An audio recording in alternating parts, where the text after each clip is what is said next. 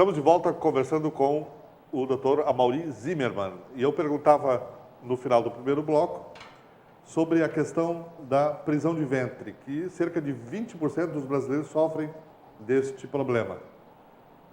Quais as causas mais comuns, doutor?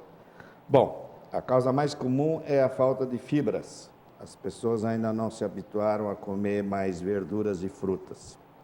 E a falta de água. Né? São as causas básicas. Água. As pessoas devem saber que tem que tomar mais ou menos 2 litros de água por dia. E o nosso inverno é brabo, então as pessoas quase não tomam água no inverno. Se esquecem, ou não têm sede. E fibra, né? Vegetais e bastante fibra. Quanto mais fibra, o intestino gosta de fibra. Existe só para contar assim, uma tribo africana que foi descoberta. Eles comem só a base de milho. E essa tribo praticamente não tem doença do intestino. Não tinha divertículos, não tinha quase incidência de câncer, porque eles têm uma alimentação rica em fibra. E cada vez mais, com essa alimentação industrializada, as pessoas não comem fibra, então cada vez mais constipação. Sim, a alimentação do micro-ondas, né? Isso aí. É mais fácil, né? É mais fácil, né? É, mas o intestino não gosta. Então é basicamente isso, né? Basicamente fibras isso. E muita água. E depois de novo, né? Sedentariedade, né? Não fala em sedentarismo, doutor. Que eu fico com uma culpa enorme. Eu faço 15 dias que eu não caminho, mas é por causa do frio, né? Mas eu caminho todo dia na ginástica. 1 hora e meia. O meu cardiologista sempre diz que tem que caminhar, né? Mas cansa muito, doutor. Cansa. Um dos assuntos que mais constrangem as pessoas quando precisam falar de problemas de saúde são as hemorroidas.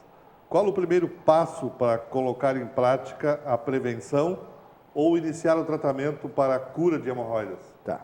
Prevenção. Se tem cura. Sim, tem cura. Prevenção, a primeira coisa a fazer é comer bastante fruta e verdura e água, ou seja, ter um intestino normal. Então tudo tem a ver com a alimentação? Tudo tem a ver com a alimentação indireta e direta, porque se você come bem, eu diria hoje, depois de tudo que se fala na mídia, de prevenções e saúde e tal, se você tem uma alimentação equilibrada, você é o que você come, não na saúde. Eu acho que é em tudo, não só no intestino. Mas, enfim, se você tem uma evacuação normal, diminui uma grande chance de você ter hemorroides. O que são hemorroides? Hemorroidas são varizes que se dilatam com o tempo no ânus. Nós temos, em média, 3. É como se fosse um novelo de lã, assim. São 3, 2 à direita e uma à esquerda. Bom, depois que elas crescem, elas têm vários graus. 1º, 2º, 3º, 4º grau, tanto interno como externo e mistas, que são as internas e externas. Depois que elas dilatam, nós temos vários tratamentos, mas se elas são pequenas e incomodam eventualmente, continua afirmando, bastante fruta e verdura, bastante água, evacuação normal e higiene com água. Não sei por quem é que inventou o papel higiênico, mas não é um bom artifício para usar para higiene anal. Melhor coisa para higiene é aquela chuveirinho lateral do vaso sanitário. Isso seria o ideal para todas as casas, né? Bom, e segundo, se a hemorroida é de 2º grau, bom, e se está sangrando ou doendo, aí os tratamentos são ou, de novo, higiene e pomadas, ou então nós temos a ligadura elástica, que funciona muito bem, e as cirurgias. As cirurgias hoje nós temos a THD, que é uma cirurgia a mais moderna de todas, que não vai corte, vai só sutura, só costura. Tem o PPH, que é uma cirurgia que corta e ao mesmo tempo ela sutura com grampos de titânio. E a cirurgia convencional, que é muito boa, tem um resultado excelente, cura, né? Mas dói no pós-operatório. É uma cirurgia Como é mais que é o dolorosa. pós-operatório? É demorado? Não, ele é doloroso, mas tu pode fazer, ter tuas atividades normais. Geralmente eu opero, por exemplo, numa quinta, segunda as pessoas estão caminhando mais devagar, mas vida normal. vida normal. Eu diria, tomando bastante remédio para dor, vida normal. Quem tem hemorroidas pode fazer exercício físico? Pode, mas tem algumas pessoas que quando fazem essas de peso, que vai pegar no períneo, aí a hemorroida, se você faz excesso, ou seja, constante levantamento de peso, as hemorroidas aumentam. Mas é só nesses casos. Tá. É folclore ou é verdade que a pessoa que passa muito tempo sentada é uma... Não é nem folclore, nem cientificamente provado. Tem alguns artigos científicos no mundo que dizem que é uma das causas, tem outros que dizem que não tem nada a ver. Então, eu te diria assim, que não existe uma causa específica, que eu posso dizer assim, se tu fizer Assim isso, como tu a vai pimenta, ter... por exemplo? Bom, isso é lenda. Isso é lenda. Lenda. Essa é a mesma coisa assim, tu tem uma ferida na boca, come pimenta, vai arder. Claro. Então, a pimenta vai dizer que tu já tem uma hemorroida. Tu já arrumou, entendeu? Tu vai descobrir que tem, então, Não, com pimenta. tu não precisa ir no médico. Comer uma pimenta, às vezes, dói. Mas ela não é vezes causadora? Não. Ela tem uma pequena dilatação das artérias e das veias, mas não chega a ser uma causadora de hemorroida. Doutor, que tipo de patologias podem indicar a presença de caroço no ânus? Essa pergunta é capciosa.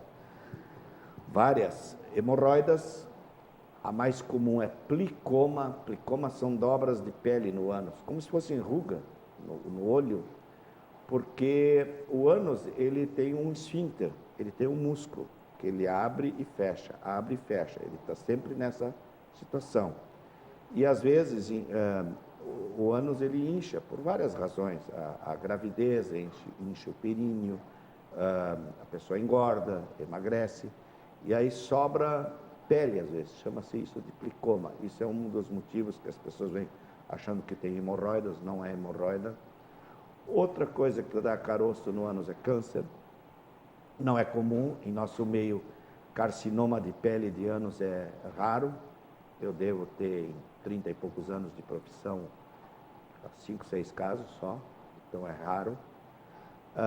Trombo é o mais comum. Trombo é uma pequena veia externa que rompe e faz um coágulo de sangue, como se fosse um hematoma.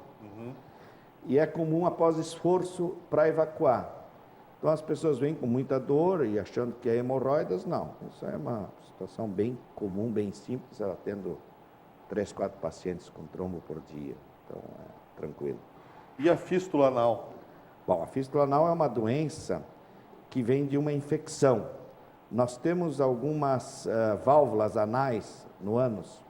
No final do canal anal nós temos válvulas, elas servem para uma série de coisas. E às vezes uma válvula dessa, por ficar pisada, por fezes mais duras, ou uma semente, alguma coisa que passou ali, machucou, infecta e cria um túnel de pus. Então nós temos um orifício interno, dentro do reto, no canal anal, e temos um orifício externo na pele, e chama-se fístula anal. Essa é uma doença que tem 100% de indicação cirúrgica. São das poucas doenças que têm indicação cirúrgica absoluta, porque a hemorroida é uma indicação cirúrgica relativa, porque às vezes você resolve sem cirurgia. A fístula não tem como resolver sem cirurgia. Nós já falamos sobre o câncer de intestino, né? Tá. Como ele pode ser evitado? Nós tocamos no assunto? Não. Não tem como evitar. Nós temos como prevenir, evitar, fazendo esse exame, colonoscopia a cada 10 anos. Eu acho que é a única maneira que tem como evitar mesmo. E quando uma pessoa deve consultar um coloproctologista? Pois é. Tem uma faixa... Aos 50 anos, Isso é normal. para fazer a colonoscopia. Então vamos lá, em termos para a população. Próstata, 50 anos, para os homens. Para as mulheres e para os homens, intestino, aos 50 anos. E as mulheres, o seu ginecologista anualmente a partir de 40 anos, 35 anos. Bom, o que mais tu me perguntasse? se tinha como evitar. Não, já falamos Já que falamos, é fazer é. a colonoscopia a cada 10 anos. Isso. E quando uma pessoa deve consultar Um proctologista. Pois é. Vamos lá. Alteração de hábito intestinal. Vou dar um exemplo. O indivíduo sempre vai no banheiro todo dia de manhã, que nem um relógio. Daqui a pouco começa a ir mais de uma vez por dia. Porque na medicina as pessoas estão sempre muito preocupadas com o que é normal. O que é normal é muito difícil de dizer, porque cada pessoa é uma pessoa. Sim. Ela tem o seu normal. Então, às vezes as pessoas vêm no consultório e dizem assim, eu vou 3 vezes no banheiro por dia para evacuar. É normal? Se sempre foi assim, é normal. Se nunca foi assim, é anormal. É anormal. Então, isso é importante, porque está se fazendo muito exame e muita cirurgia, muito exame assim, que tem que ter mais calma, muito mais do que é anormal e do que é normal. A mesma coisa, você faz um exame de ressonância magnética de uma coluna numa pessoa com 60 anos. Óbvio que vai ter alteração. É o desgaste normal da vida. Claro. Não é normal aos 10 anos de idade, esse desgaste. Então, na medicina, o normal é isso, é você procurar um proctologista quando você vai no banheiro, sai sangue. Você vai no banheiro e tem dor. Você tem dor de barriga, inexplicável, frequente. Você tem alteração do hábito intestinal. Acho que essas são as coisas mais importantes. Eu sempre digo assim, a pessoa vai uma vez no banheiro por semana, esse é o normal dela. Isso é constipação, é prisão de ventre. Mas se ela, de repente, sem tomar nenhum remédio, sem mudar a sua dieta, começar a ir todo dia no banheiro, isso é anormal para essa pessoa. Então tem que ser investigado.